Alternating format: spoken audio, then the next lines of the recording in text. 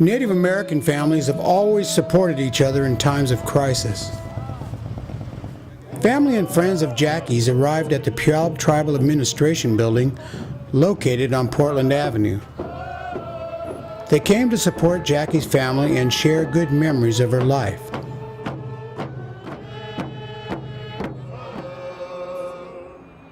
We're not asking, we're demanding the Department of Justice come in and protect our community. Come protect our people. Justice for Jackie is justice for all. And I wanted you all to know that, you know, my daughter is a very loving person, and I'm just so happy you're all here. We are protesting the brutal death of Jacqueline Sawyer and her unborn child. This heinous crime happened January 18, 2016. Tacoma police officer Scott Campbell was named as the shooter. At this point in time, no charges have been filed. We are asking the Department of Justice to investigate the Tacoma Police Department for mismanagement of a murder investigation. Today we are marching to the federal courthouse located in downtown Tacoma.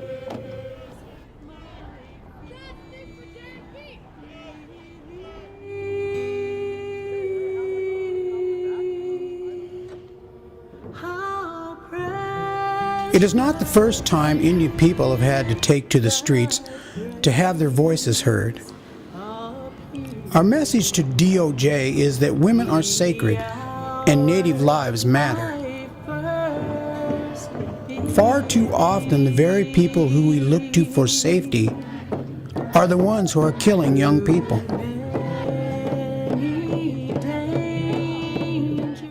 This letter is for Jackie, and this letter is for all of our daughters. Women are sacred. Our ancestors taught us that the planet and people on it are sacred. With harsh times of today, many of us have strayed from these truths.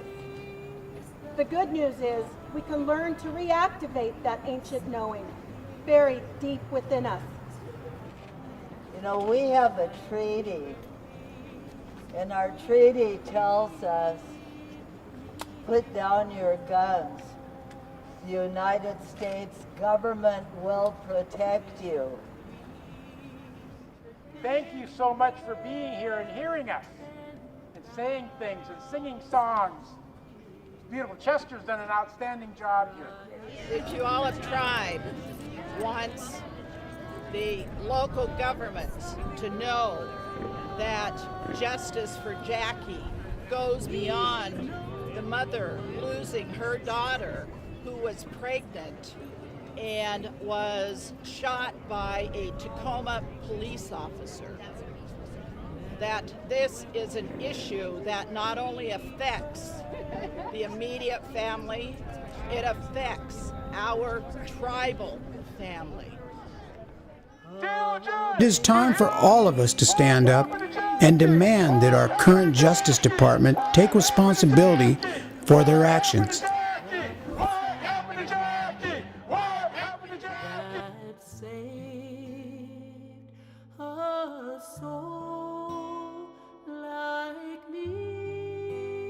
Charismatic single leader movements here. We believe in coming at these issues from multiple angles, multiple communities, multiple perspectives with multiple strategies. So you are about to get your marching orders based on many of the issues that we've been hearing, and I say marching in not the, necessarily having to march way, but in the sense of what are our next steps, given all the things that we've heard here, all the challenges to existing frameworks, all of the lessons that we've learned from the past, and how are we going to move forward. So I am going to start with Lisa Earl, who is Jonathan Saylor's mother, and she's supported here by her brother, James, and we just saw the story and we saw the beautiful resistance that you mounted in your daughter's name, and want to honor and appreciate you for that.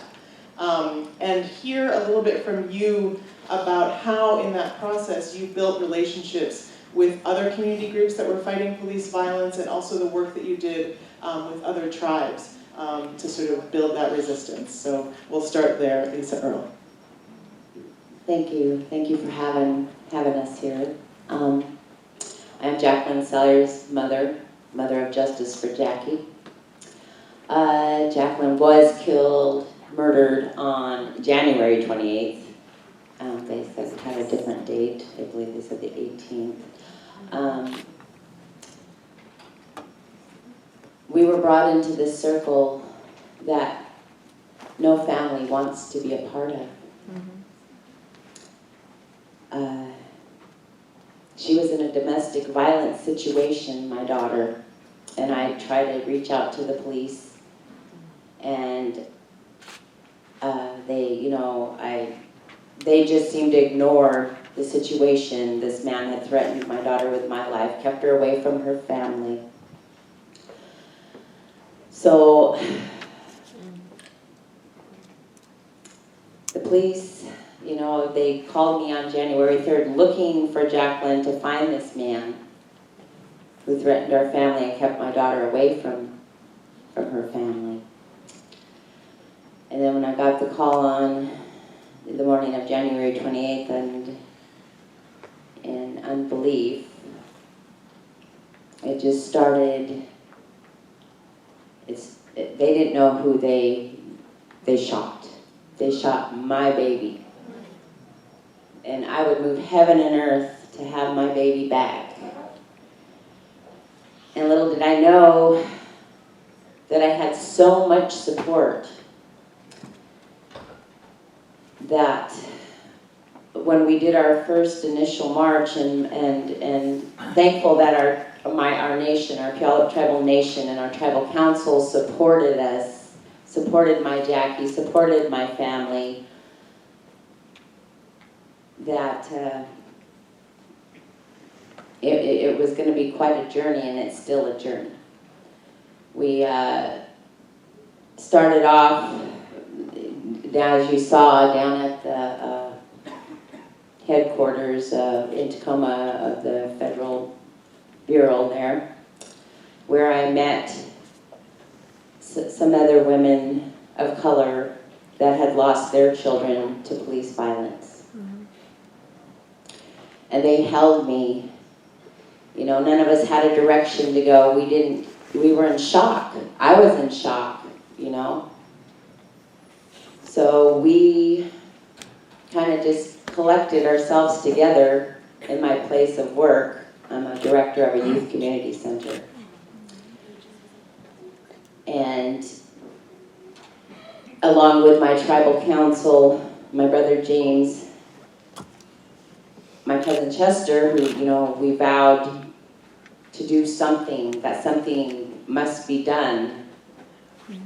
We met weekly with families, and every week, it seemed like after the death of my daughter, our circle grew. Because it seems like all the killings by police escalated like crazy, and so our circle grew. James and my cousin and I traveled to Washington, D.C. because it is their fiduciary right.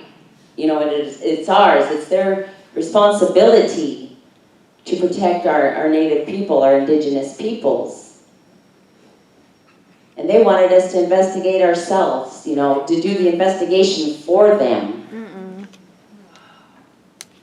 So, like I said, our circle grew, and other organizations came to us, as we are a nation, and I was so proud to have my tribe, our tribal nation, backing this and helping all of those other families that had nobody else to go to. And so that first year we started an initiative. We did several marches. We were invited by several different organizations to lead their marches. And as you know, our circle kept growing, and when we did go to Washington, D.C., we reached out, CBTU, Coalition of Black Trade Unionists, for having their what was it, conference, their national conference, and there were thousands of people there, and they welcomed us, and they listened to us. So Kat, you also work with families here in Berkeley and Oakland in the Anti-Police Terror Project, and you've been doing that for a long time, and since at least 2009, if not before. And so I wanted to ask you, based on what we just heard from Jackie and based on your own work, what lessons you've drawn from that, from working with families who have lost loved ones to police violence, in terms of what our next steps need to be, what our marching orders need to be in order to stand with those families or be with those families, but also prevent more families from joining that club. Right, so that's like two strands of conversation, right? And when you start to work with families, it's working with survivors of trauma, right? It's working with survivors of war. It's working with survivors of the brutality of white supremacy. And so, for instance, deeply ingrained into our response model, and our guides are back there, it was informed by mental health workers, right? And so all of our folks are trained on trauma-informed investigation, right? Being sensitive to the culture of the community. Each family is different. It's not the time to politicize families, right? Like, if families come to you and they say, I love the police, even though the police has gunned down their loved one, it's not your time at that moment to explain to them or movement explain to them, I think I might have just made up a word, about why we don't get down with cops, right? Like, your job is to be a servant and to utilize your expertise, your resources, your passion to serve that family and help them navigate a system that at every turn is going to continue to brutalize them beyond the loss of their loved one, right? So that's in terms of working with families. And in terms of preventing it from happening to more people, Andrea, you and I were talking about this yesterday, and it's hard, it really is hard, so this is as much of a self-critique as it is a movement critique, as much as it is a prayer for the future. We have to somehow figure out how we wrench ourselves away from responding to the continuous onslaught of murder that's happening in our communities and building all of the things that we sit on these panels and talk about that need to be built, right? Yes. So we talk about alternative models for security, we talk about restorative justice practices in community, we talk about all these things that is happening in pockets, but I really believe and I really feel like if we could put, if we flip it, right? If we could put 20% of the energy into the response and 80% of the energy in the building, that it might be really uncomfortable for in the short term, but in the long term, then we're moving closer and closer to severely impacting the ways in which the degree to which law enforcement is brutalizing our communities. Yes.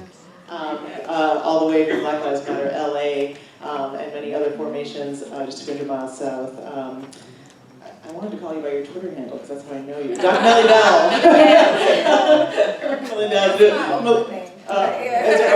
All right, so Melina Abdullah is here and just led a tremendous, or was part of leading a tremendous campaign for justice for a young black woman named Riddell Jones, who was killed by the LAPD.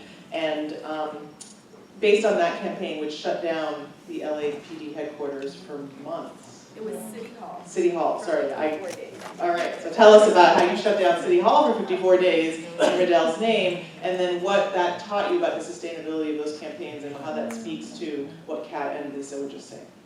Sure. So thank you for the space. I'm very thankful to be sitting next to my sister and to be in this work with all of you.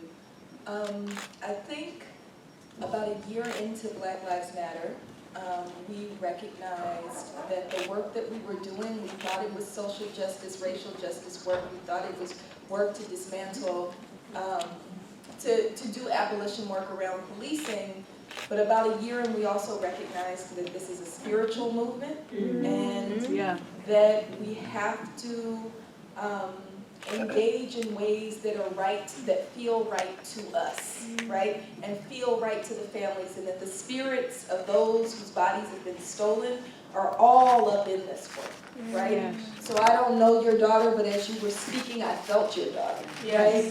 And so that's what's been happening, is we feel the spirits of those people whose bodies are gone, but whose spirits are demanding justice, right?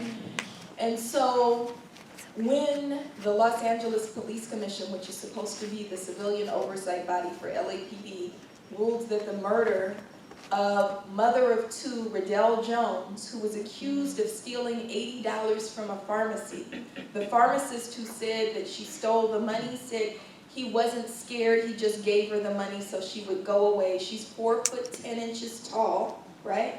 Her husband is supposed to be coming here today, right? So when the LA Police Commission ruled that that murder was in policy, we had thousands of people demanding justice, and we couldn't just let that go because Riddell said, you gotta do something, right? And so we left from police headquarters and marched 3 blocks over to City Hall and tried to get into the building. They closed that building, and then spirit sometimes speaks through your voice, right? And I wound up saying, we ain't going nowhere, right? And we stayed for 54 days. And we're continuing, we develop demands. It's important that we do that with the families and with community and acknowledging spirit constantly. And so we develop demands, and one of the things that we just won out of that occupation or decolonization that lasted 54 days is the removal of the police chief who leads the most murderous police department in the country. So Charlie Beck has been forced into early retirement, and I think that that reminds us that this moment that we're in is a point in the Black freedom struggle that is a long, multi-generational struggle that didn't begin with us and is not going to end with us, and we can't be in it for like a quick protest and go home. When we're talking about transforming systems, it means we have to dedicate our lives and commit everything that we have into making sure that those systems topple and that something new is built in their stead. Ms. Janetta Johnson, who is the Executive Director of the Transgender Intersex Justice Project here in San Francisco. Oh, yeah. I have the privilege of working with Ms. Janetta in the Movement for Black Lives. She's a member of Black Lives Matter San Francisco.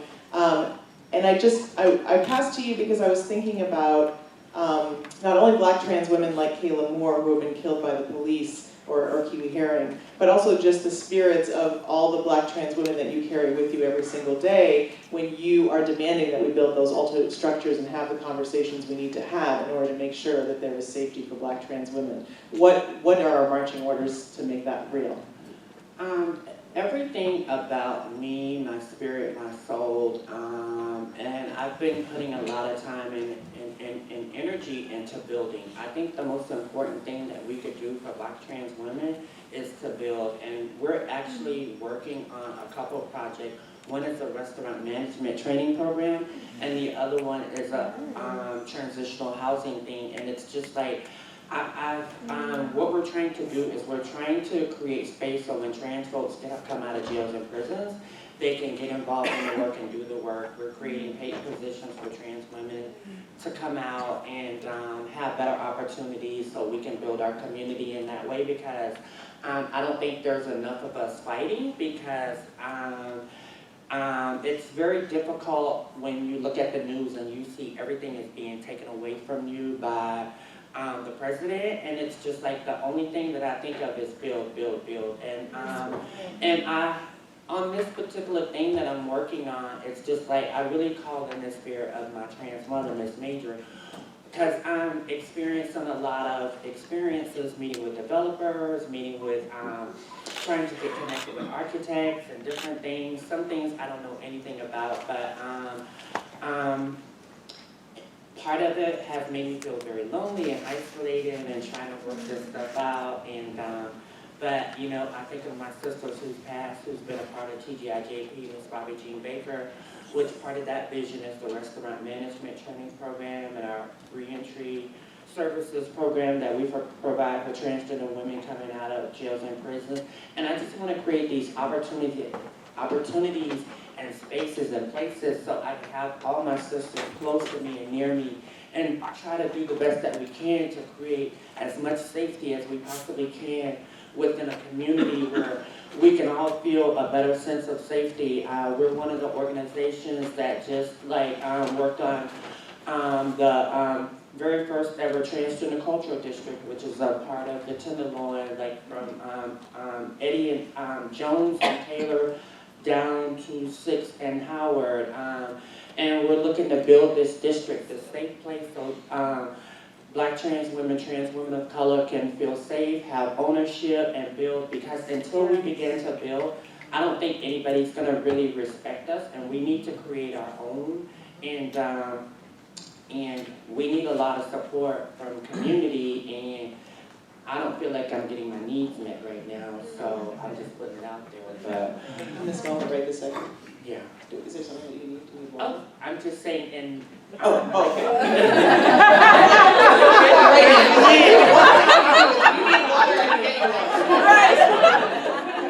I'm saying basically just in creating the space that we need to create in order for us to feel safe, have ownership, have a historical landmark that is not a statue, you know what I mean? Or a plaque in the floor.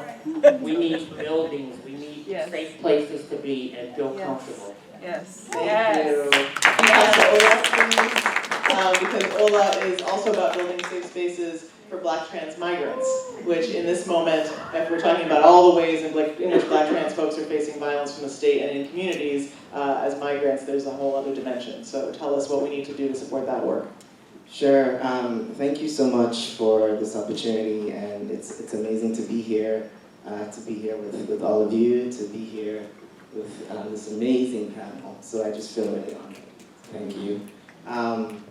And so, the Black LGBTQ Migrant Project really is the first national project focused on building the visibility, the leadership, and the political power of Black, queer, and trans migrants. And so for us to be in 2018, where this is the first time this project is happening, and we just launched in December, is really staggering. And just to echo what you said in terms of we have to create our own, we have to build our own, and that's really what informed this project.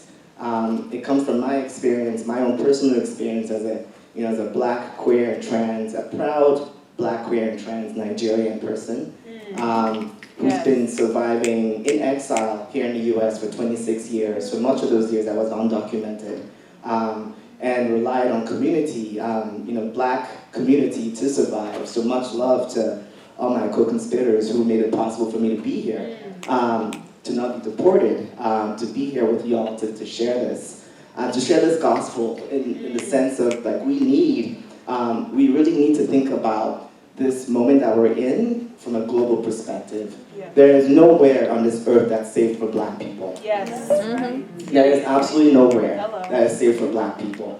Even the homes that we originated from are not safe for us. Yes. And I think that until we, as the many movements that are here in the U.S. take a global perspective on the hostility towards Blackness on this earth, not just in the U.S., and how that is influencing what's happening in the U.S. right now. I feel like until our movements take that global perspective, then we are not really going to get much done, honestly. Because for me, for my community, forced displacement of Black people is why we are here. The immigrant justice movement here in the U.S., we're still living in this place where, and I'm traveling, me and my comrades are traveling around the U.S., many, many places, urban cities even, and still in this place where migration is still seen in this white Latinx narrative. So even invisibilizing our Afro-Latinx communities in the midst of that, and I just feel like, you look at what's happening around the world to Black folks, we are all very aware of, the new type of slavery happening in Libya, focused on, West Africans.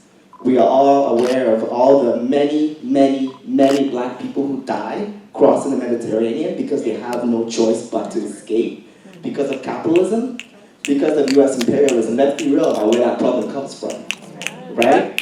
So we're all very familiar with Dominicans of Haitian descent being stripped of their citizenship because they are Haitian. Yes. Right? Because they are Black.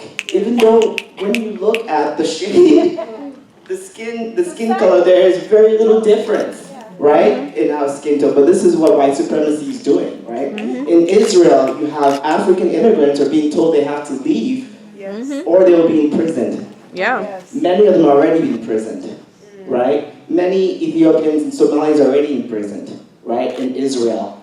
And we're told they have to go somewhere else, Rwanda. We don't care where you go. If you stay here, we'll arrest you. And here in the US, we're seeing what's happening here as far as black migrants, as far as black communities here under the current administration. So my marching order, so to speak, is really about how do we broaden this narrative? One, around migration. And two, how do we have an analysis that's global and bring that into our local campaign work? You know, that is where I'm at, that's where my community's at, and I feel like we're not really gonna have a movement that wins any damn thing unless we can think about the global implications of the moment that we're in. And that's all I have to say. Okay. I can pass the mic to Aminah. Because through all of this is a thread that we heard from the panel right before, and that we know that for black trans folks also there's a vulnerability around interpersonal violence and being criminalized for resisting, right? When black trans folks resist and survive the conditions that we're talking about, they're criminalized, right? And incarcerated and deported. And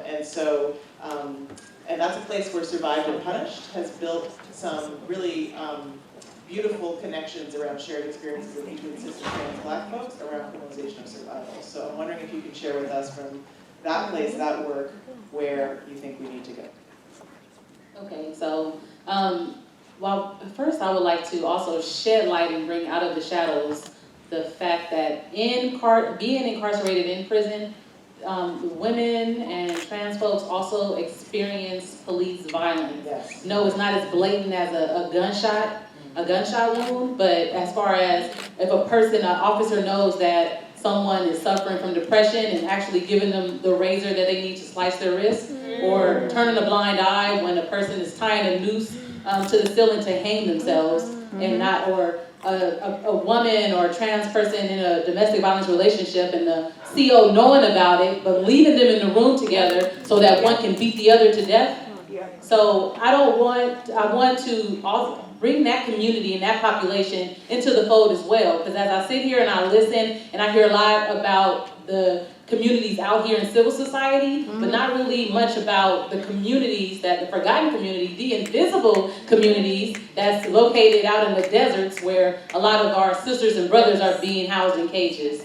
Yes. So and Survive and Punish also brings to light like those cares and those concerns of the folks that are incarcerated, bringing them to the forefront, making that visible and aware.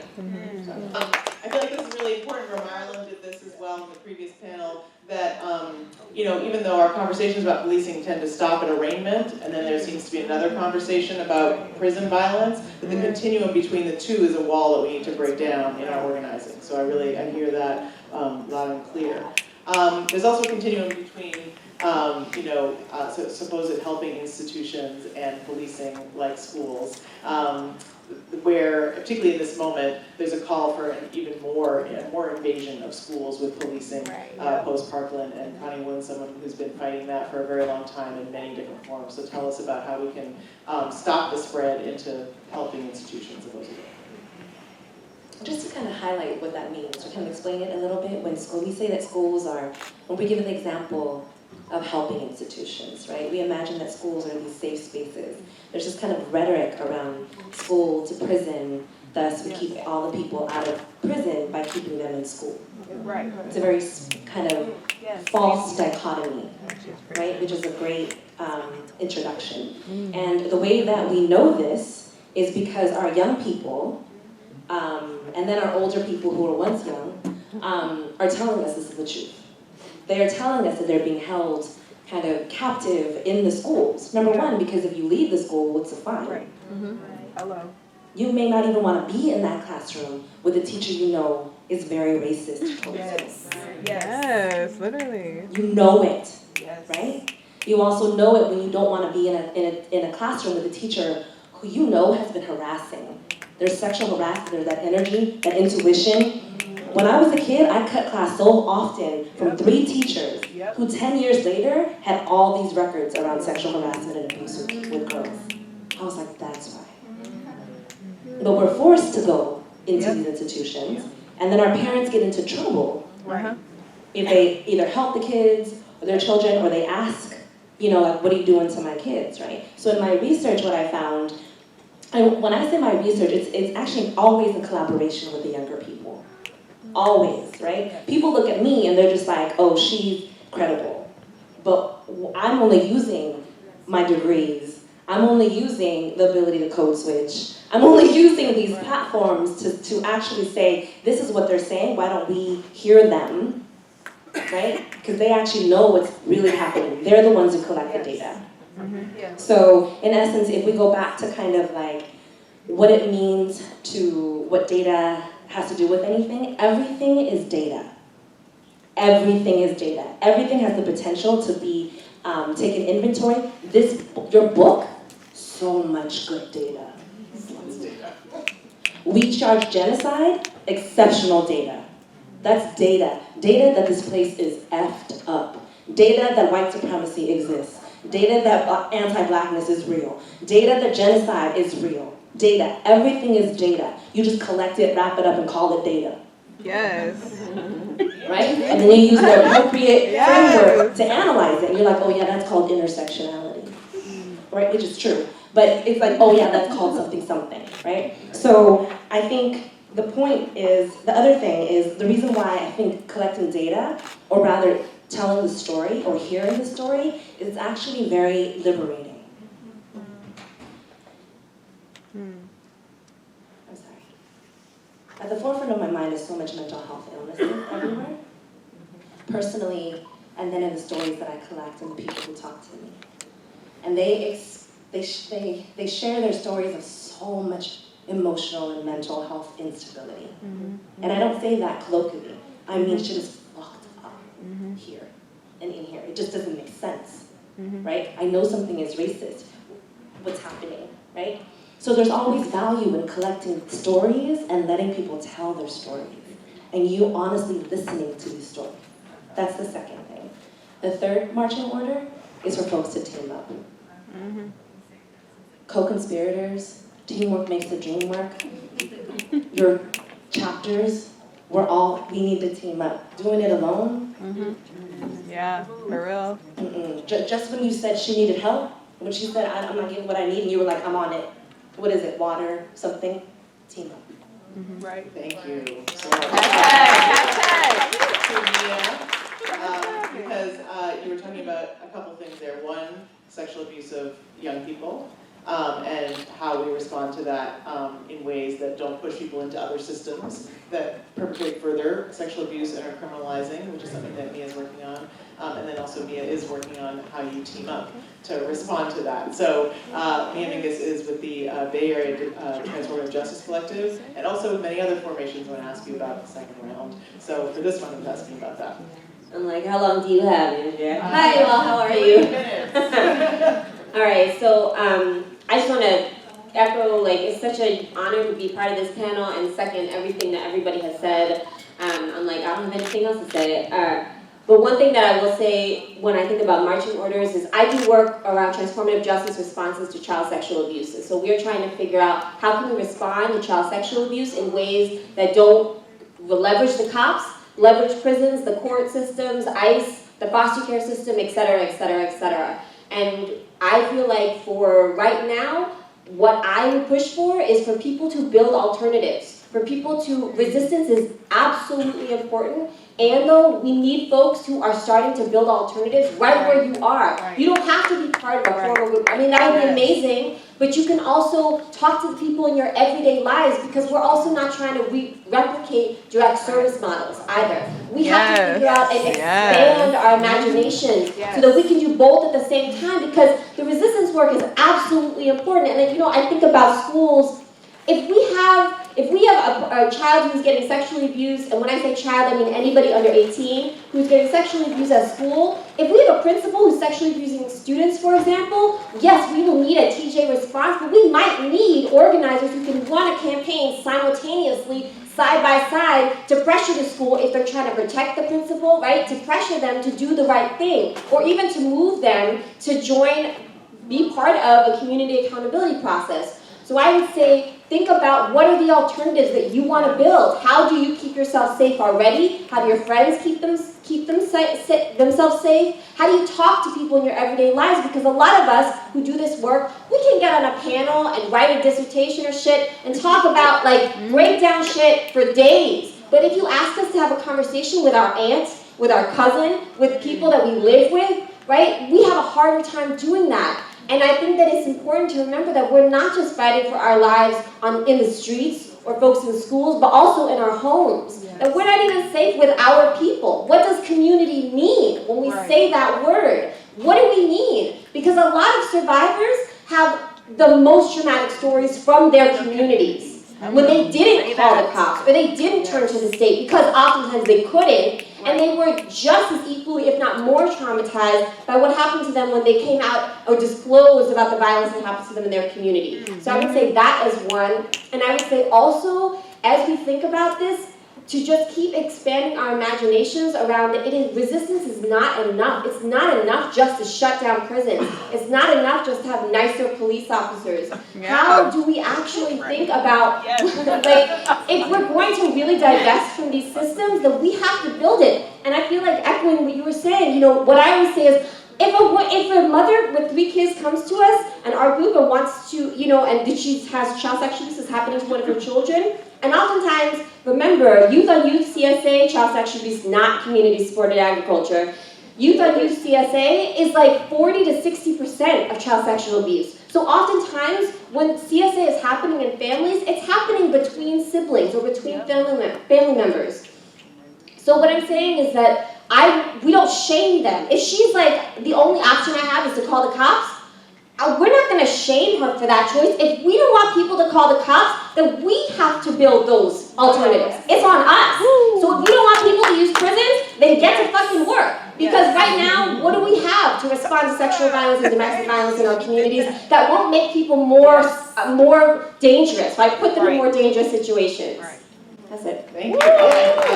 I know that you've been doing collecting stories as well, and as data about what might work or not work in that context. I'm going to ask you to share just a little bit of that because our friends, Justice for Jackie, have to hit the airport soon. So I'm asking you to share a little bit of it now, and I promise you I'll come back to you later. But I want to get to them before then. Yeah, it's hard to go last because everybody said all the good shit already, right? It's like, how can I add to that? And it's hard to do that in this room because there's so many people who've been working so long and so hard and so well on this, and so I'm grateful to be in the present. The only couple things I would add, I'm with Connie. Stories are really, really powerful. Mimi was talking a little bit about the stories that we collected through creative interventions in the storytelling and organizing projects. And I think they taught me a couple things. One, first and foremost, and I think Meryl was saying that earlier, cops and prisons are not natural. They are not natural features of our landscapes. Just because they exist and have existed for some period of time does not mean that they have always existed, and therefore they do not always need to exist, right? And so really, really checking ourselves around the naturalization of cops. And I mean that from like the security guard coming into this building to who you think to call first, right? And I appreciate, both me and Kat saying we're not trying to shame anybody, right? People are going to get in where they can get in, they're going to start where they can start, and they're going to use the tools that they have available to them. And it is on us to say, I got some other tools, right?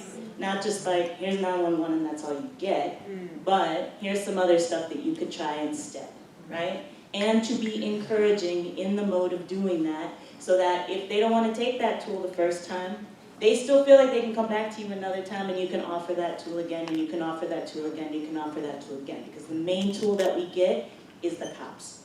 And we all know that the hammer is not the only tool we need, yes? So that's thing one. Denaturalize. The cops are there for containment and control.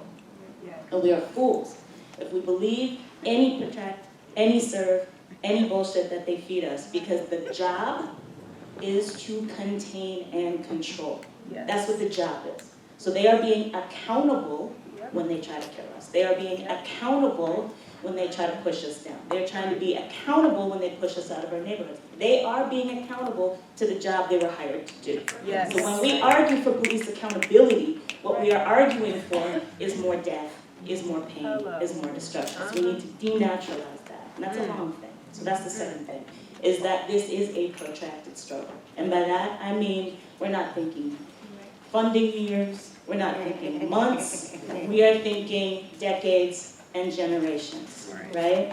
It takes a long time to build stuff up, and we know it takes twice as long to tear stuff down, right? So we need to think about this in the long haul. And we all need to think about where we can get in, right? Our movements are weak as hell. So we all need to be doing something. Pick a thing. Try not to get in each other's ways, right? Try not to build up stuff that we're just gonna have to tear down later. Think about the long game. So if you're thinking decades out, think about that with the step you're gonna take today. That doesn't mean you shouldn't take a step today. It just means kind of have your eyes on the prize also. And then your tactics need to match your strategy, right? Every game is not a policy game. Every game is not a direct action game. Every game is not a legal game.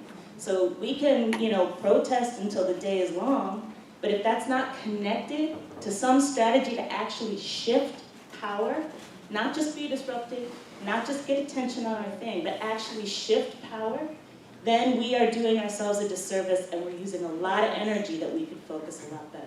So we gotta get together, team up. Yes, all the team up. And also we need to not all take the same path, but our paths need to start going more and more and more in the same direction. So as we think about the long term, we gotta think about what we actually want, the vision that we actually want, and start taking steps that way. Thank you. I'm going to go to Lisa for exactly some steps, right? So, Lisa, you all figured out where you could get in, and you teamed up with some folks to figure out how you could, in the immediate, reduce the harm with a goal to taking power away from the cops. Tell us how you did it. Yes, we did. We hooked up with several organizations of color, Native American, Hispanic, African American, all of the groups came together, and believe me, it was a fight to keep us together because people wanted to be separate and be recognized, and it's not about being recognized, it's being unified and unity and all fighting for the same cause. We're all wanting the same things. Let's work together to get it done because there is power in numbers, and we found that out. It took us 2 years. We did an initiative the first year, I-873, which, I'm going to keep it short because I know I'm short on time, but it didn't make it to the House, but we did de-escalate Washington. Washington has malice law where you cannot even prove an officer, acted with intent when he kills somebody. You can't even, it's just not an option. They automatically win. It's a no-win situation. So all of the organizations came together with unity. We took it to the House recently, and I-940 has been passed into law. We didn't even expect it, to help people with disabilities, to get more training for police officers, mental evaluations, the list goes on. We did some negotiations after a long fight, of course. It was not easy, and we had to keep reminding ourselves and others, and at the end it was very unified. We were it was great. But like I said, it was a little struggle in the beginning to get everybody unified and on the same page and working together as one force. I I appreciate this opportunity to come to Berkeley today. Invisible no more, we are not invisible no more. Yeah. We made ourselves completely transparent. From this time that it happened, the day that we got this phone call, and I had to be the strong one to go up and talk to the news. I didn't want my sister to see her daughter. I didn't want her to see those things. And so I had to remain strong for her. And when I got up there, they told me it was going to be justified. And that was Comefor's news exact words. And we have our own government amongst the government, the treaty tribes, the Pell tribe. And so I went down to our own law enforcement and said, hey, we got joint jurisdiction, so where are we at in this investigation? And he turned to me and said, look, I'm sorry, we don't have any part in this investigation. And so you look at all these things that happen along the way, and you're in a sense of trauma. You're in a sense of disarray. And I sat up for 48 hours thinking, how are we going to tackle this? How are we going to get something done? We're up against the most regressive, police state in the United States. We were the only ones in the United States that has a malice clause in it. In 1986, they put that law in place for excessive use of force to stop violence in gangs. And that law was kept in place the entire time. When you talk about 2018 when Jacqueline was shot, 2018 there was 36 people in Washington State that were killed that year alone. Because of the social media blackout and the news blackout, social media is the only thing that actually helps us get the information system out there. And so that's truly when all the organizing began. And when my sister echoed for a coalition of black trade unionists, we were all over the place because we were carrying all kinds of loved ones. When we assembled these symposiums and circles, we call them circles at home, we brought all their pain together and we became representation. Because the tribes have a special ability from a government-to-government relationship to do things amongst their own communities. And I can't stress that enough today. I've heard so many viable things that are viable tools to take home and kind of unravel as time goes on, because it's not only about prevention or intervention. What's the plan for tomorrow? You're absolutely right. You're absolutely right, because tomorrow, even though if we change the law, who says they're going to abide by the law? So the prosecutable aspect of this justified law that is taking place, we have to follow through with that, because nothing will bring our loved ones back. Not one thing will bring our loved ones back.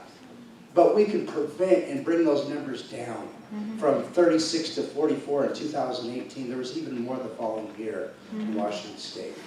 And that's our goal, to protect our children. Our time management that we have on Earth is imperative. It actually seated me on our tribal council in 2017 because Dr. Lucy from Coalition of Black Trade Unionists had told me, set me down and said, look, son, you're carrying all these people's burdens. I get it. But what I'm telling you is you stay focused on one subject, one topic, and you utilize it, it'll take care of all these things.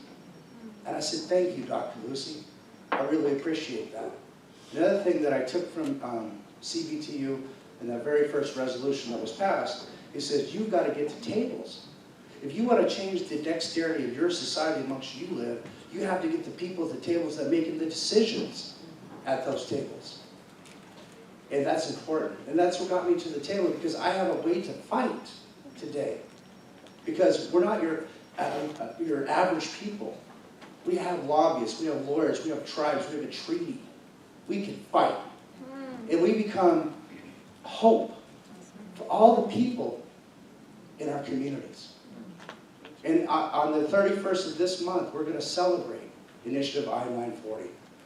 And like it or not, it's not going to change who we are as people, as Indigenous people. I wanted to sing because that's how we heal. Our culture is healing. No matter what tragedy that you go through in your life, turn back to your culture. It will carry you through. It will help you in your everyday walk of life. And I thank you very much for allowing us to come, because we are invisible no more. Thank you. We do want to thank our other tribes around the country to as well. Our tribal council, myself, sometimes reached out to them for support, you know, for monies to help us with signature gatherers because we had to get out there and get all those signatures. So I want to give them a shout out to all the other tribes in Washington State. And I want to thank all of you for what you do and for having us here. And I support you in my prayers. In my prayers, I support each and every one of you. Much love. So one of the pieces of the initiative that James and Lisa were just talking about was about excessive force against people with disabilities, right? And we heard yesterday that half of police killings, if not 80% of police killings, involve someone who the police either perceive to be a mental health crisis or who is in a mental health crisis or otherwise disabled.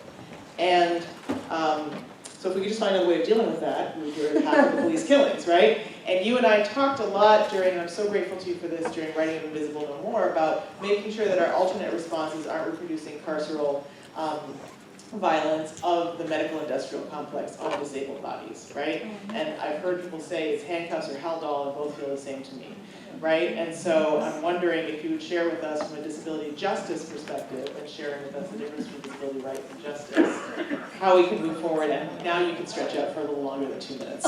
Okay. It was all about the airport before now. No, thank you. Okay, so I also have done a lot of work in disability justice work, and I feel really honored and lucky to have been on the forefront of that, of helping to coin the term and the framework. So disability justice is very different than disability rights, though we are in the birthplace of the disability rights movement in Berkeley, which is exciting. Disability rights tends to focus on single issue, so just disability tends to also be much more policy heavy in changing laws and individual rights, whereas disability justice has been forwarded by predominantly disabled people of color, predominantly of which are queer disabled women of color, and is an intersectional framework. It's a multi-issue framework. It's not just looking at laws and changing policy because, as I forget who said it, like you could have a law, but it doesn't mean it's being enforced. It doesn't necessarily mean that anything is changing, and that many of us don't see the courts and the government as things that will protect us, but see ourselves as needing protection from the courts and the government. And so disability justice takes a much more radical look at how we can change and transform our society for disabled people and their communities. And that's really important, disabled people and our communities, because I think one of the things that's really important about disability is that, and it's unique, is that it's very, very interdependent. And so disabled people all over the world need many able-bodied people to help them to live and to help them with their access, to help them with their medical care, to help them with their everyday lives. And so I think that when you are talking about disability, it's always important to remember that reality that we're living in. And so when we think about the medical industrial complex, which is a huge system that I feel like we don't talk enough about within social justice movements and within prison abolition work and work against police and work against prisons, as well as ICE, as well as any kind of state system, and I know many things are getting more privatized, we'll leave that aside. I feel like the medical industrial complex has to be part of that, because if we're talking about prison abolition in particular, the medical industrial complex is so bound up with the prison industrial complex. And whether it's forced medicalization that happens, whether it's the fact that folks who are incarcerated are denied their medications and or medical help, whether it's the fact that like many of the psychiatric wards and mental institutions are now located and part of prisons, and that they used to be the jails, that was where everybody was put, and that you still pulling apart criminal from disabled is still so hard, particularly mentally disabled, and we see that now as the gun control national fight is raging on.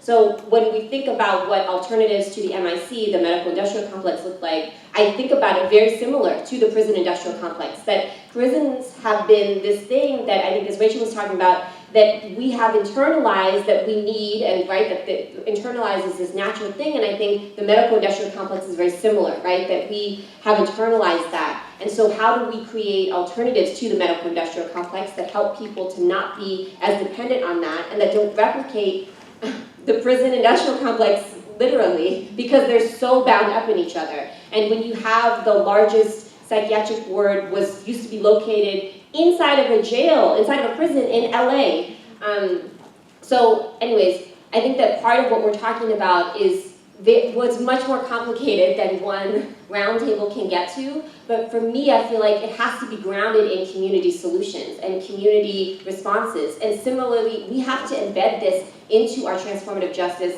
and alternatives building work. We have to figure out, yes, we can make these alternatives, they have to also be accessible. And that most of us, we have to have an analysis and educate ourselves about ableism and disability and mental health. Most of us have mental health issues in this room. Most of us have lived through trauma. When we talk about violence, how can we talk about violence without talking about trauma and disability and bodies? How? How can we do that? How can we have any conversation about gender without talking about disability when the ways that we have come to understand gender, which is a very ableist way, is basically based on our abilities to express and carry out that gender. So how, I feel like there is such a lack, like, to get to the place that you're asking, feels like we're so far behind the ball anyways, like to even get to that place, just a little bit to start. Can we have more conversations that integrate disability and ableism into our everyday social justice work, into gentrification, because it's a part of gentrification work, it's a part, anti-gentrification work, it's a part of anti-violence work, it's a part of any kind of work that we're doing, because all of the work that we're doing is fighting against some type of oppression, violence, and or trauma. So, you know, if you think, what happens to bodies that live under surveillance? What happens to your mental health? What happens to bodies that are surviving through generational cycles of domestic and sexual violence, right? And what is the long-term impact on our bodies, our minds, our spirits, however you want, our emotional health? So I feel like it is, to me, the question just reveals how far away we are to even get to that question. And the disservice that we have done to so many people in our movements who are disabled, who do not identify politically as disabled because it's not safe for them. Because the stigma is so real, even within and especially within our social justice communities and our movements. And we like to pretend that we have these intersectional or radical, liberal, all multi-issue understandings of things, but we replicate ableism all the time in our movements.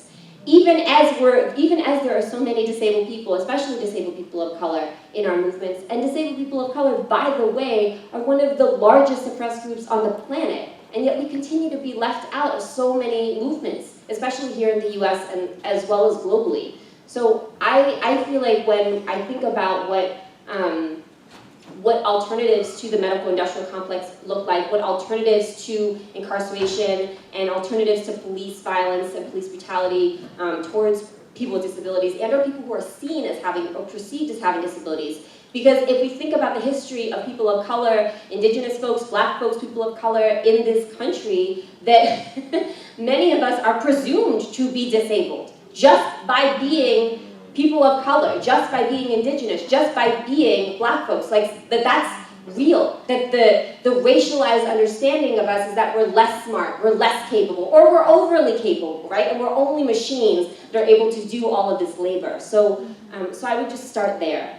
I'd like to pass to Aminah, please, because I think that what you were talking about earlier also is criminalization and punishment of folks surviving and the mechanisms that people use to cope with either projected mental illness or the impact of trauma in their lives and how that's criminalized. And so I know Survive and Punish does individual campaigns, but also that you all think about that as part of a larger vision for dealing with that. Can you tell us more about it? Yeah, but also like she said too, it's also like the criminalization of being mentally ill, because for me, I was diagnosed with battered women's syndrome, which actually is a mental illness. So I was criminalized for it and given a life sentence because I was in a domestic violence situation. So it's a lot of what she said is, it goes hand in hand. I believe that we have to infiltrate the criminal justice system early in the arresting, the criminal process. As far as there's not a lot of experts that will testify to a woman's state of mind. Fortunately for me, prior to me going to state prison, I was able to have a psychological evaluation during a federal proceeding. But it's not really common in the state proceedings. They don't want to spend the funds to go ahead and diagnose women with battered women's syndrome. Instead, they'd rather give them life sentences because of their mental illness. because I wasn't in my right mind, and they look at things from a rational person's point of view. There's no way in hell I was a rational person if I'm being pistol whipped or getting hit upside the head with shoes, belt buckles, all these other things.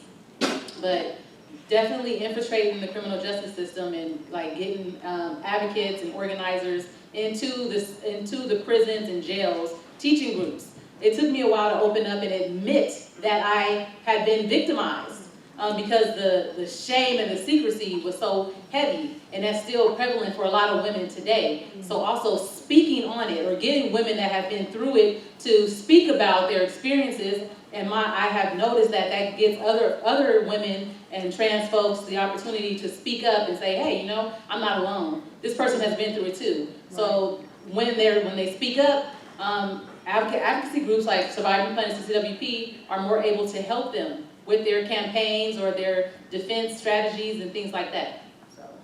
Connie for a second to talk also about how the response to young people, one, being labeled with disabilities in schools when actually they might just be asking a question, and two, then the way in which students are in schools are criminalized through the mechanism of disability. This panel, this roundtable is really helping me to rethink a lot of things, so I just want to thank you all for that. So I'll give you a story, right? A story. I have a young person that I worked with who had a discipline record, and she had a number of referrals, suspensions, and so I came in to go find out why, for data collection, right? But also I also have a background in anti-sexual assault for young people. I used to work for San Francisco Women Against Rape, and Insight has always formed my work, right? So anyways, I go in and I meet with this young person. I'm like, why do you have discipline problems or whatever it is, right? And the young person just goes on to talk to me, and you end up finding out that she has an IEP, which is a special ed diagnosis, right, or a categorization. I find this out. I also find out that the young person had also been kidnapped. And it's hard for me to re-narrate these stories. So she had been kidnapped here on Park in Oakland. Got off the bus, immediately she dropped her phone, got snatched up, and then she was what people are calling trafficked, right? So she tells me the story. It's been to Reno, Sacramento, different parts, and she had been gone for a few months. Okay, she shows me the scars that folks had left on her body. And then when I actually watched, she tells me the story in our personal interviews, and then I watch her in the classroom. I'm also a former school teacher. I'm watching her in the classroom, and she's what we would call, she's acting out, right? She's yelling across the classroom. She's like, hey, what are you doing? And the teachers, of course, respond with more referrals. Fully unequal. One, they can be completely racist, that's to be honest, right? And then two, some of it is they just are not equipped. So one of the unequipped teachers said, I don't know what to do. She just is really vocal, she's really loud, I don't know, right? So I offered them resources. But I think the criminalization, to go back to your question, one, the criminalization, it has become common sense, right? That's a part of people's now, their ethos. They're just like, I don't know what to do with this child, I'm just gonna give them a referral, right? Or in other words, in the outside world, I'm just gonna call the police. It's not coincidental. I want us to really think about the kind of impulse to give a child a referral and the impulse to call the police. It's an impulse, it's an ethos, it's a part of our being, right? It's not natural, not natural. So the teacher's response was to give a referral. Another teacher's response was, I asked him, do you know any severe cases around the kids that you give referrals to? He was like, well, there's this one girl. I heard she was kidnapped. And I was like, okay, what do you think about that? And his response was, I won't coddle her. Okay. That's why I distinguish between kind of a naivete around I don't know an alternative, thus all of us here need to figure out alternatives for this teacher. And then we have to do something around the racist. Right? But it's really fundamental to think about schools as sites of criminalization. It's huge. Their impulses are always to give referrals and often to punish, if not to make an example. It's a very similar logic. And that's why I'm wary of us dichotomizing the two. A lot of sense. That really is super helpful in terms of thinking about so many what we're talking about, right? That this sort of referral is to a medical place, right? Is to another diagnosis, is to another drug, is to another form of carceral control, right? And the impulse piece brings me back to what you were saying, Rachel, so you pass that back down.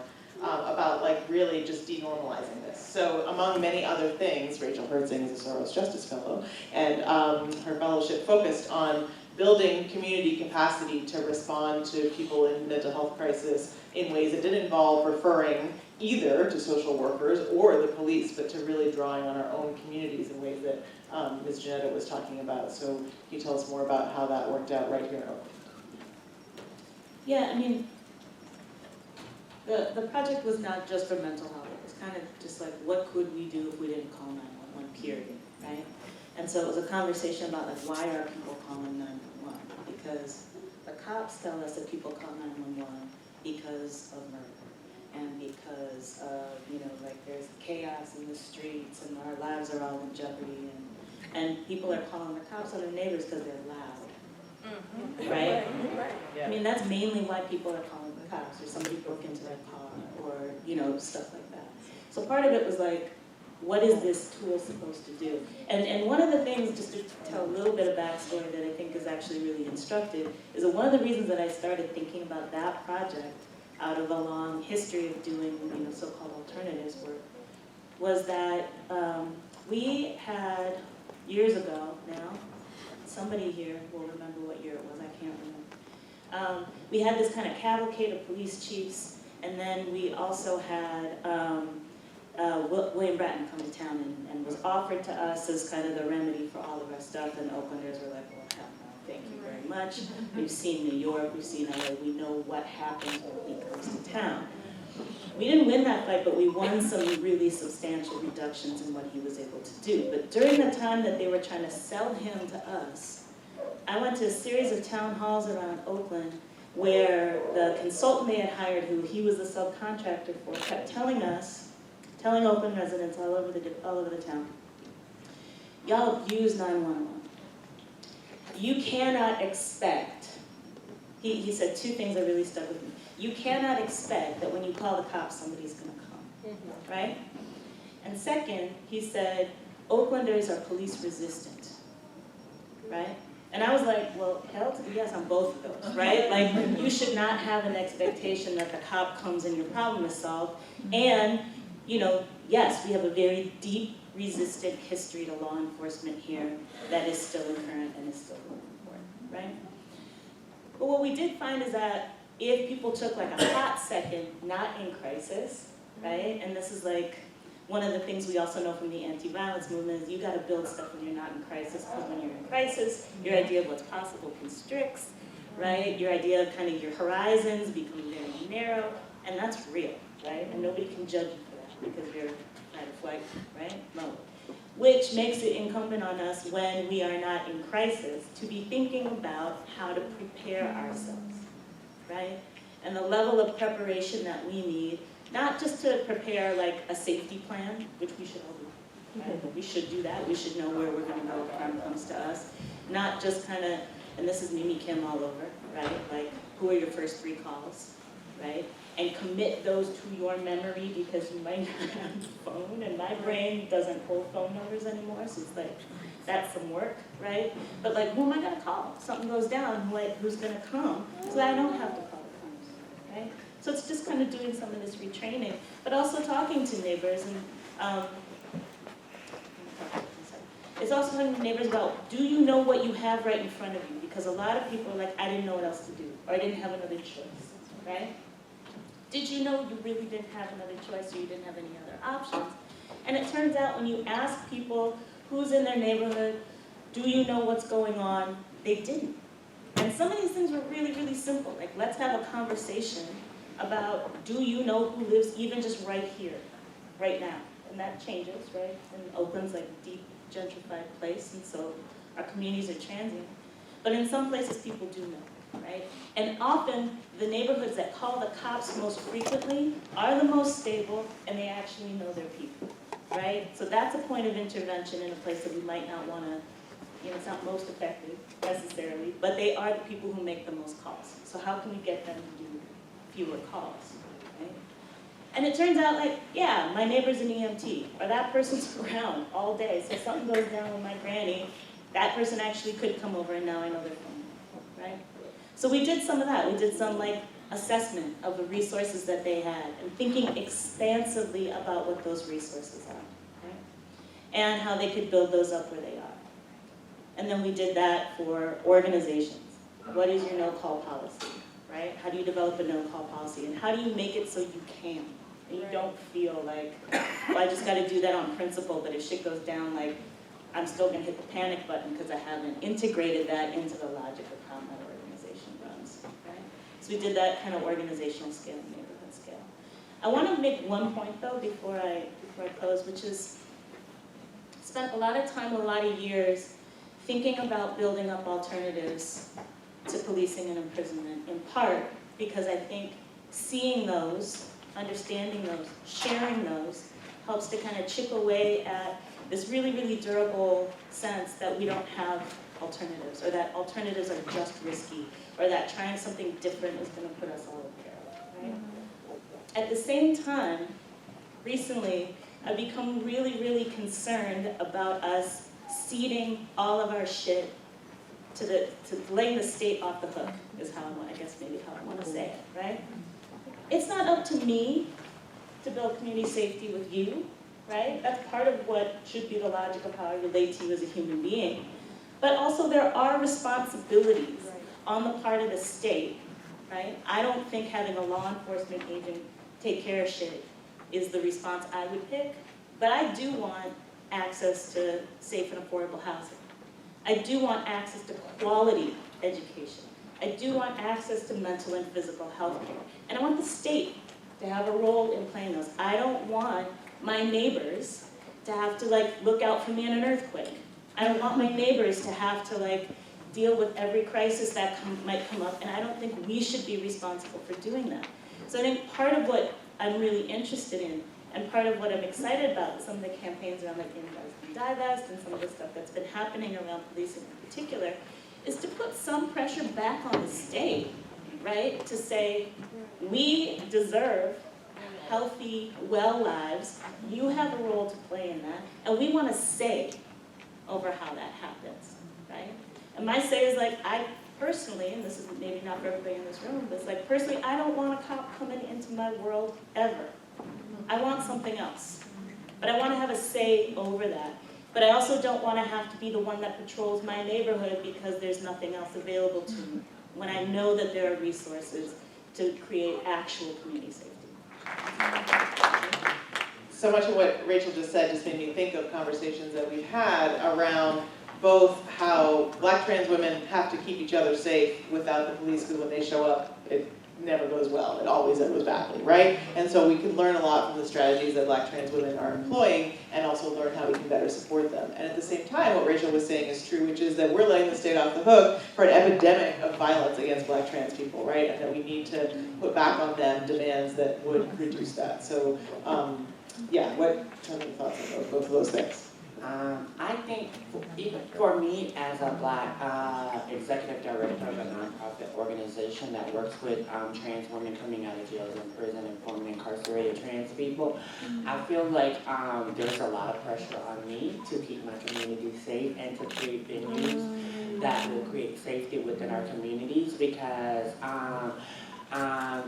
throughout my lifetime, I've never met a Black trans woman that said that they had a nice engagement with a situation where the police protected them. I've talked to numerous trans women that have been jailed and in prison that has not been in a compromised position where correctional officers put them in harm's way, and sort of kind of like facilitated the process so trans women can be harmed.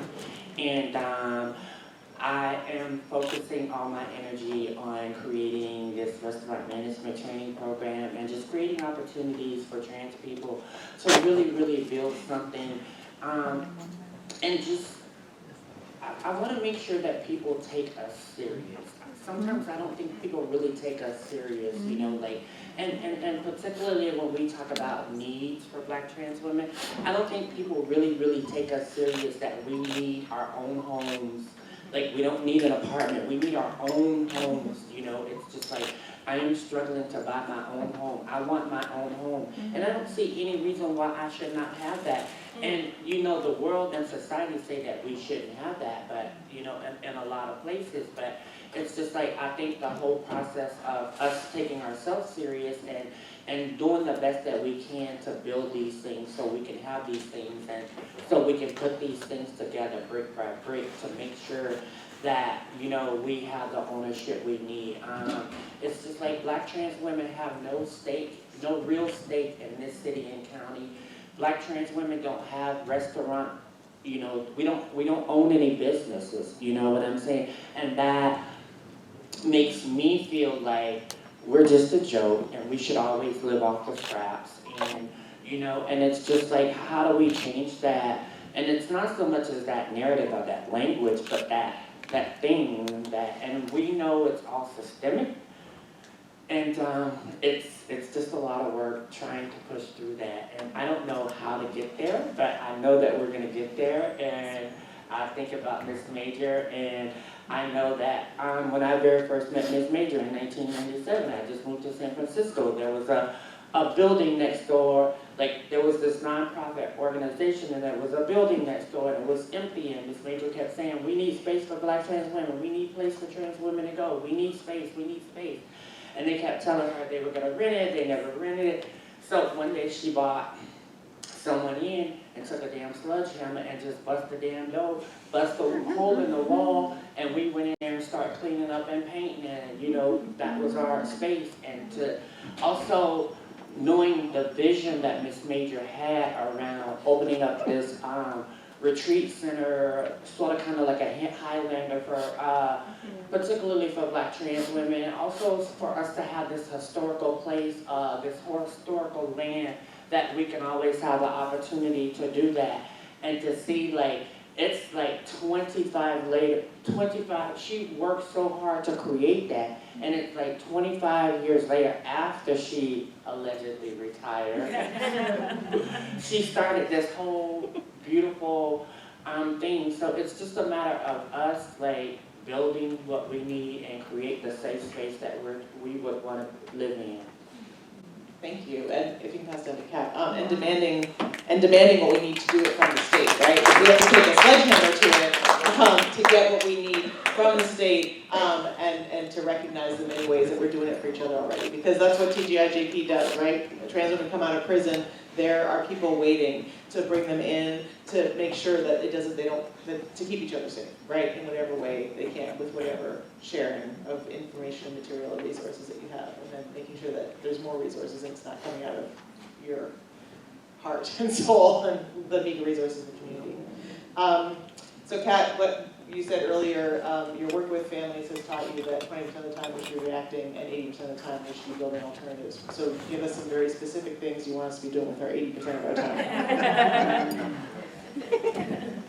You know, it's funny you said that, and then that you came back to that, because that's actually the one point that's been sitting in my head that I said, and specifically when it comes to families, actually I have to say both and, right? So I want to take back some of what I said, particularly to the work with families. We can't stop reacting to them. We can't stop being there for them. We can't stop providing the resources, the legal support, the fundraising support, sometimes we go clean our closets and mow lawns and go to the grocery, like, right, we can't stop doing that. Because as much as we aspire to where we want to be in the future, what kind of society we want to live in, we also have to live in reality. And the reality right now is that law enforcement is gunning down tasing to death, beating to death, choking to death, thousands of people a year, right? And those people have families. They have mothers and fathers and children and wives, and they have people. And I'm mostly raw today, so, but I'm actually for the once not going to apologize for that. I'm not. I know this is a conference about black women, and I just keep seeing that body count from Stephen Clark. It's just in my head, and I just. So we have to continue to be there for families. That grandmother, that's a black woman that looked out of her fucking window and saw her grandchild gunned down in her backyard after 4 hours of the pigs telling her, don't look outside, don't look outside, don't look outside, and didn't tell her that he was dead. So we have to keep doing that. We have to keep holding families and bringing them in and supporting them and loving them and finding healing spaces for them. So that's a very long-winded way of saying I need to backtrack off of that. So I felt like I just disrespected the families that have entrusted me to us to hold them. And it can't be just that, and we have to have different pieces of work. And so I'll give some concrete examples. So for instance, the co-founder of my organization, Anti-Police Terror Project, is a brother named Terha Ak. Terha Ak is a trained martial artist. He's done nothing his entire adult life but be in the black liberation struggle, like his whole adult life. He comes from Monroe, Louisiana, which is also where Huey and my family come from, by the way. Shout out to the South. We breed warriors. And his family would chase the clan away with shotguns, right? So that's his legacy. And so we move into different arenas, and we call his the revolutionary arena because it's the transformational arena. And so one of the things that he's doing, we're supporting him in doing, is creating alternative models. There's a district in Oakland called the Laurel District, and it's a business district, and it's fairly long. And it's interesting now because of gentrification, but it's still got a lot of hood in it and all of the things that come with living in an urban city. Over the last few years, he's worked to build up trust with the business owners and with the community, right? So they built relationships with the folks on the block and with the business owners. And so now when shit pops up, they don't call the police. They don't call the local police department. They call Urban Shield, not that Urban Shield. What? No, it's the security company. And actually, they had their name first. We actually think that we make a joke that they did that shit on purpose. So they call Urban Shield, right? So that's one thing.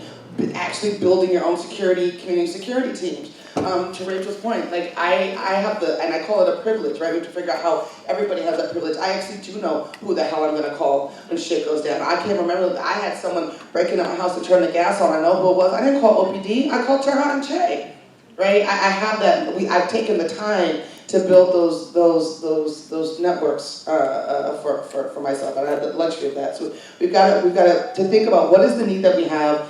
And my perspective is that we need to build small replicable models, right? That is not this big, huge, sweeping thing, but they're small replicable models.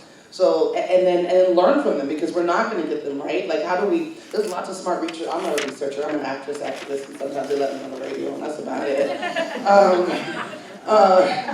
How do we call that data? How do we call that data? How do we learn from that data, tweak it, and then tweak the program? How do we use our media networks to say, hey, Terha Ak is doing this over here, so-and-so is doing this in Chicago, so-and-so is doing this. How do we have conferences like this, share that information, and then support and engage our neighbors in replicating those things? How do we, Rachel brought the Divest Invest campaign. So here in Oakland, they're in Oakland, the Oakland Police Department gets 50% of our general fund.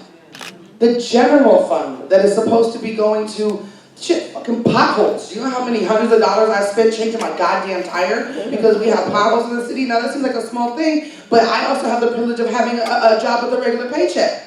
That's not a small thing for a family of 6 who loses that tire, right? And so we've launched this campaign called Defund OPD. Defund the Oakland Police Department by 50% of the general fund. We don't feel it. When I say defund all the way, even though that's ultimately the goal, right? We have to meet our people where they're at, right? And we're in the town, and a lot of people are caught up in the hype, but I'm not gonna lie. I've got just this week 3 new altars set up in my neighborhood of brothers and sisters that have been gunned down. So I can't have a conversation with my folks about, I don't have the answer for that yet, right? where was I going? But half of it. So I can't go to them and say, okay, we're going to take all the money from the pigs. They would look at me like, you're crazy, get out of my face. But half of it. And then what if we redirect half of those funds? We got 3,000 unhoused people that live on the streets of Oakland every single night. You know what we could do with half of what we give the police to move cars and arrest us and rape teenagers? Redirect 50% of those funds to actually providing mental health services. Redirect 50% of those funds to hiring trained mental health workers so that when people are caught in a mental health crisis, they can team up with the damn Power Project, get that training, and go out and respond to those crises. Right? What if we actually did that? And it sounds radical, and a couple years when we first said this, some people laughed at it. But you know what, in June of this year, we didn't win, but we had teachers, we had firefighters, we had park rangers, we had labor, we had clergy, we had all them people that packed the city council, and they were backing that move. Because we started having rational conversations. So it can't just be about fuck the police. That's my favorite thing to say all day long. It gives me healing to say, how do you take care of yourself? I say fuck the police a lot. It can't be just that. I see you standing, I'm gonna wrap up. It can't be just that. We have to be organizing with the people, right? Marching matters. Protest matters. It keeps it in the public conversation. It keeps it in public eyes. And we recruit people, but then what? Then you have to provide solutions. You can't just say no police, but you have to have conversations about, okay, what instead? And how do we actually get there? Right? What is the platform? What is the doorway? How do we bust that open, and how do we do it inside of a paradigm, right, that people can understand? People understand that, oh, that's money, we take that money, put that there, okay, A plus B equals C, dope, I'm with that. I rocks with that, right? And those are the conversations we have to be having in our communities. That's the work we've got to be doing, both and. Thank you. Thank you. I feel real clear on that now. And so, Melina, you were talking about needing to do this work sustainably, right? And so how do we do invest, divest? How are you doing that in LA? And then also how are you doing it sustainably? So the days when we're feeling raw in our hearts, or the days we're feeling the weight of keeping our community safe, or the days we're feeling that 54 days at a city hall occupation is a long occupation. How do we take care of ourselves in that process? How do we invest in ourselves too? Everybody asks me these self-care questions, but I hate self-care. Like, people will talk shit about me because I do not believe in self-care. I think it's bullshit. I think it's a shorthand for selfish care. I believe in community care.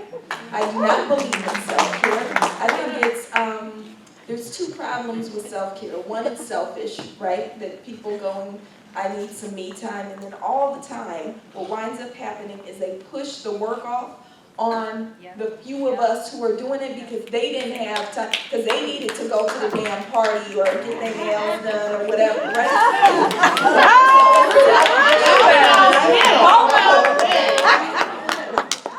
But two, when people really are in need of care, it's selfish of us to say, you should take care of that. You should engage in self-care, right?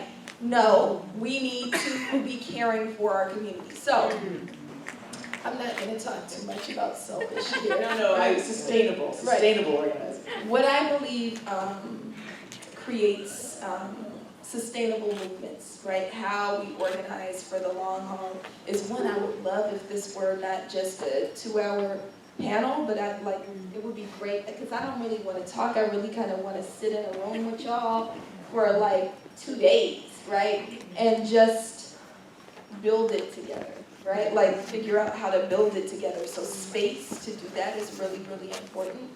I think knowing that this is our calling, that this is the reason that we're created. The reason that we're created is to build a world that's more free for Sakari and for Alea and for the children in this room, right? Is the reason that we're created. And so we have to figure out how, as we engage in struggle, one, what is our place in it, right? Everybody shouldn't be doing the spiritual work, right? Everybody shouldn't be doing the arts and culture work. I should never do that, right? Right? But what is your place in it? What is the contribution to make? And then who are the people who fill in the other spots, right? And then how do we build a long-term vision that has immediate impacts, right? So it can't just be yeah, we want to abolish the police and abolish prisons, but also like, what are some of the immediate things that we can do? So when Kat said 50% of the general fund goes to police, in LA it's 54%, every major city is around 50%, right?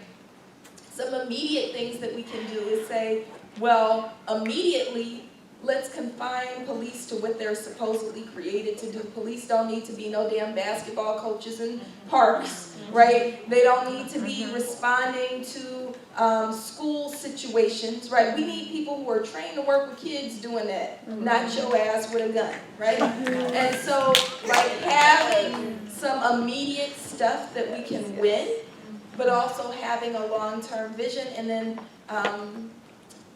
so the 54-day decolonization was also hella fun, right? Like, we did dumb shit. Like, you gotta take space every day to laugh, right? So we would just fuck with the police, right? Like, we would, they had locked us out of the glass doors, and I don't mean to go on about a story about that. So there's these glass doors on City Hall, right? And they kind of have a little crack in between them. So we would just, like, when they wanted to get away from us but still surveil us, right? We would open it up so that it's cracked open, and then just like fuck with them. Excuse me, excuse me, excuse me, excuse me, right? And just irk the shit out of them. But it was hella fun to us, right? Like, we were laughing till we were crying. You have to make space in the movement to make it really, like what King says, is a beautiful struggle, right? So where are we having our spaces of fun, of joy? I tell people, like, I missed 2 police commission meetings in a row. I'm feeling off, because I gotta cuss people out at least once a week, right? Or I feel out of sorts, right? And so figure out how to do that. And also, like, just know that we're gonna win. And so I think that's the biggest part, and then I'll drop the mic, or pass the mic. But like, I think that's the biggest part, I think, is recognizing that every struggle that we've engaged in, that Black people have never submitted to our own oppressions, right? From the moment that we were stolen, we never submitted to our own oppression. You know, I think about that Killmonger line, right? Bury me in the ocean with my ancestors, right? Like, Black women, and this is the point of this gathering, right? Black women, rather than subject our children to chattel slavery, rather than allow our children to become some white man's property, we took them in our arms and jumped off the sides of the damn ships, right? We landed on Ebo Landing and walked back across the Atlantic to our homeland, right? We never submitted, and we always won. Chattel slavery didn't look like some shit we could win. Think about Mama Harriet. She didn't know where Canada was. She didn't have no GPS, right? But we gonna get there, right? So we have never lost. We've always won. We toppled chattel slavery, right? The first wave of lynching, right? All civil rights, Black power, all of these things we win. Whenever we fight, we win. And so it makes it sustainable to put it in that context, because, last thing, when you said, somebody said, responding when we're not in the midst of crisis. We're always in the midst of crisis. That is their tactic, is to just kill and kill and kill and throw shit at us constantly, so that we're always responding to their crises, and then they trick us into believing that we can't win because we're constantly in battle.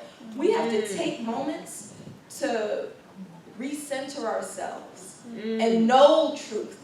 The truth is, when we fight, we win. So fuck that shit they're telling us. Fuck Donald Trump. Fuck the damn Libby Schaaf. Fuck Eric Garcetti. Fuck the police. Right? They don't mean shit. Our ancestors mean everything. Our people mean everything. Right? When we fight, we win, and we gonna win this shit. That's all right.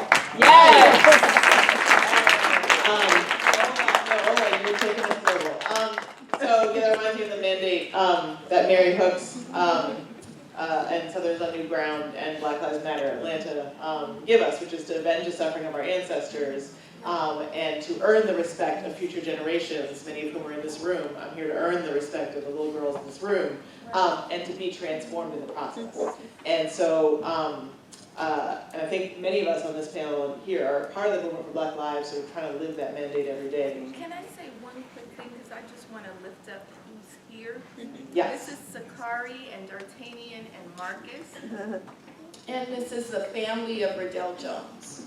So we just want to lift them up and say that we love you, and that the work that we do, we hope that it honors your mother's legacy, and that you know that it's all out of love for you. Okay? You know I love you, Sakari. Yeah. Maybe you don't know that all of us in this room. And maybe you don't know that your mom has been present with us since the beginning of this event. Yes. Since the very beginning, we had her presence in her spirit in the room. So thank you.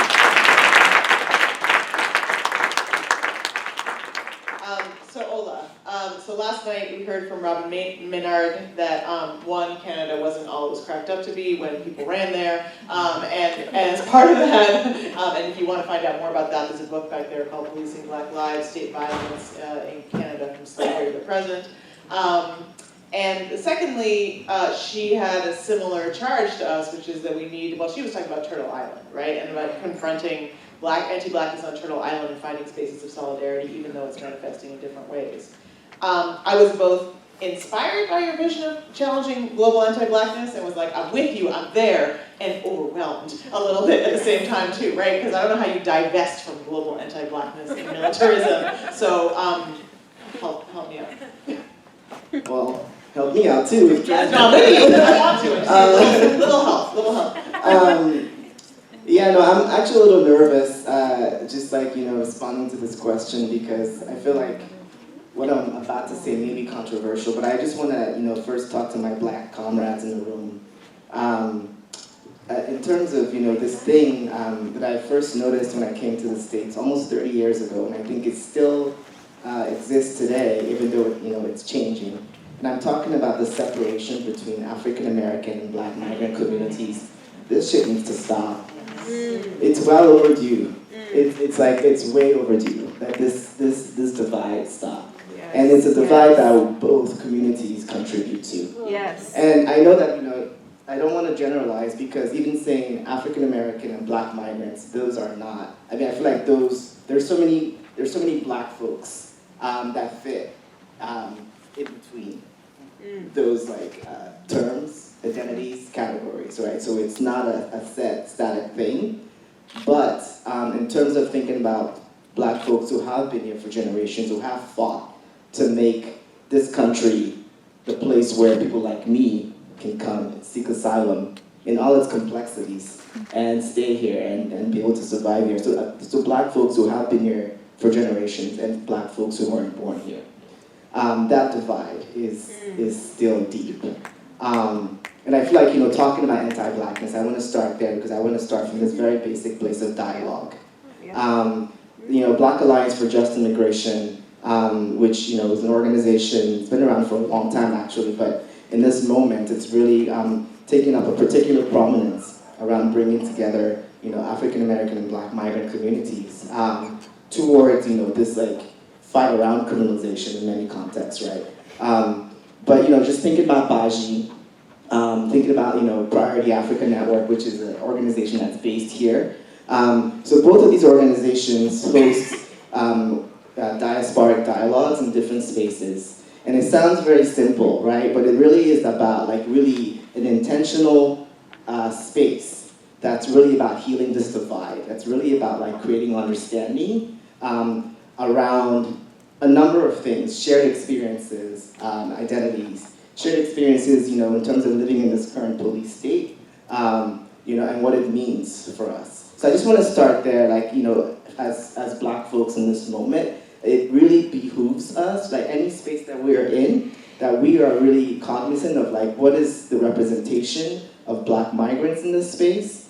What is the understanding of this issue as it relates to all kinds of black people? And then to the black migrants in the room, what are you doing to debunk the anti-blackness that white supremacy has put within you? Because I feel like, for black migrants, many of us come here with this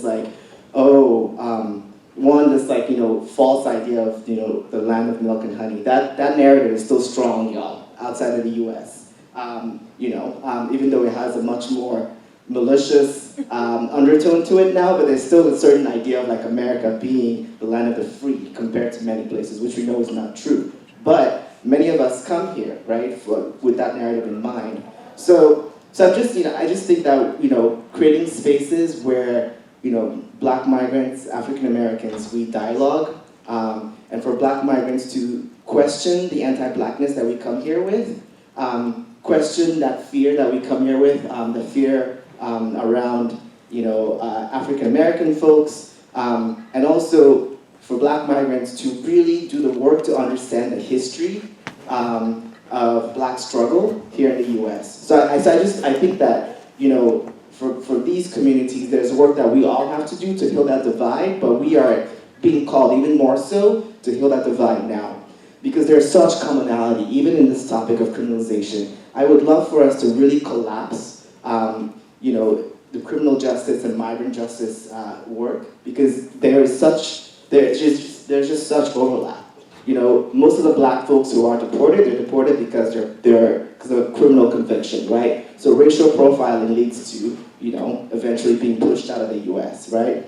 Black folks, who are now being forced to travel, Black folks from the continent, from the African continent, who are now being forced to travel through Latin America, coming in through Mexico. Just imagine that trek, right? Just imagine that trek to come in and then coming in at the U.S.-Mexico border and requesting asylum and then being locked up right away. Not even right away. Like there's a brother right now, a gay Nigerian brother at Adelanto, who hopefully is going to get granted bond today. Homie's been locked up since 2016 when he came and requested asylum at the border. He was locked up. He's been locked up since then. He had a shitty attorney, who was not did not know the context around LGBT issues, right? Did not know that Nigeria has one of the worst anti-gay laws in the world, right? And did not put up a strong defense for his asylum, so he lost his case and tried to kill himself as a result, right? And so I don't mean to shock people because Black death should not be what activates you, but I just want to say that there's so much urgency for Black folks to really create spaces where we dialogue. Let's just start with a dialogue, right? Let's just start with just like connecting across nationality and building solidarity, from that place and building understanding. Let's not even go into like, okay, this campaign, this issue, all of this, but let's just start like, how do we understand the various Black experiences in our community, right? And how is this going to make us stronger and make our organizing stronger? Make our lens more nuanced. So I just want to start there as far as how we build, solidarity around, around Black migrants. I think it starts with building solidarity across nationality for Black folks. So I'll just stop there. All right. This is like a challenge I have as an abolitionist, I think. And I want us to be more urgent and more aggressive and more intentional in setting our own terms. It's not, abolition someday and in the meantime. It's abolition today and this is how we do it, right? And I think, we set ourselves up if we're like, we want that, but we gotta be practical. Abolition is a practical ideology and strategy that we can enact today, right? So it is an abolitionist strategy to say, I want to steal money from the cops and give it to housing, right? If your long-term vision is the eventual elimination of law enforcement, then that is an abolitionist strategy. And so I want us to set some of our own terms, right? I want us to say, yes, abolition today, this is how, right? To make it happen. And also, to thinking about the crisis, because I feel you, absolutely. And I also want us not to be running on their time all the time. That's right. Right? So it's like, they want to keep us on our heels every second. They want to put us in crisis all the time. And sometimes we have to say, well, this is the time frame that we're on. This is our struggle. This is the pace we're going to move. And be real about what's happening around us, but also not be driven by forces of capitalism, not be driven by forces of patriarchy, to kind of carve out some lane also where we get to set some terms. So Easier said than done, I know, but I do want to push fire. One second. A couple of us have mentioned this issue around mental health. I really, really want us to have an intersectional analysis around mental health and how important it is that we address it. Especially as someone who works with young people, they are hurting a lot. So the deaths of their families really hurt them. Poverty hurts them at a core, individual, emotional, mental health level. So we actually do have to address it at an individual level for us to also recognize that it's systemic and institutional kind of doing to them.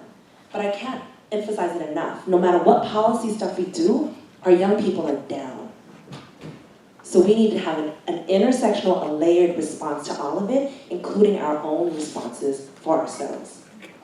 The one thing that I did want to bring into the conversation that I didn't think we got to was the work around accountability and people who have done violence and done abuse and done harm in transformative justice, because I think in a lot of what we've been talking about alternatives, whatever word you want to use, in community responses have been around survivors and people who are being targeted. And I also want to just make sure that somewhere in this is also the nitty-gritty, tedious as fuck work of doing accountability and creating that, because questions of accountability are inevitably always questions about justice. Questions about justice are inevitably always questions about accountability. And if we can't even figure out what accountability looks like between us, how can we demand it from the state? So it's burning in me because I don't want people to leave here thinking that the only kinds of alternatives that we need to build are with folks who are surviving crisis. That we also need to think about, and there are people who are doing it, myself included, with many other amazing people,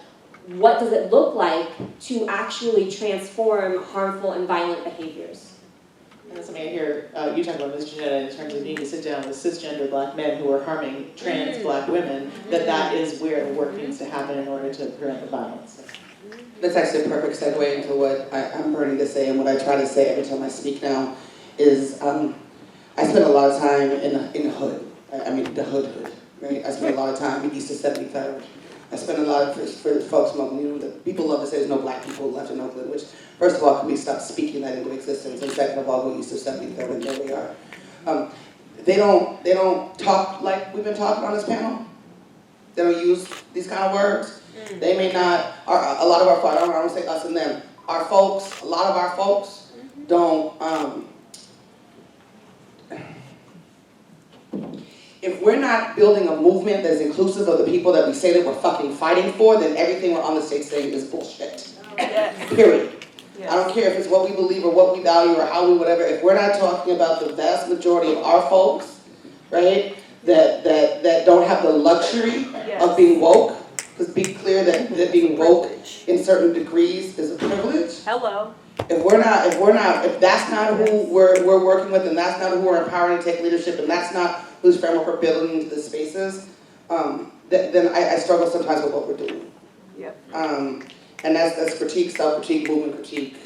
And so I also sort of want to leave with that, is that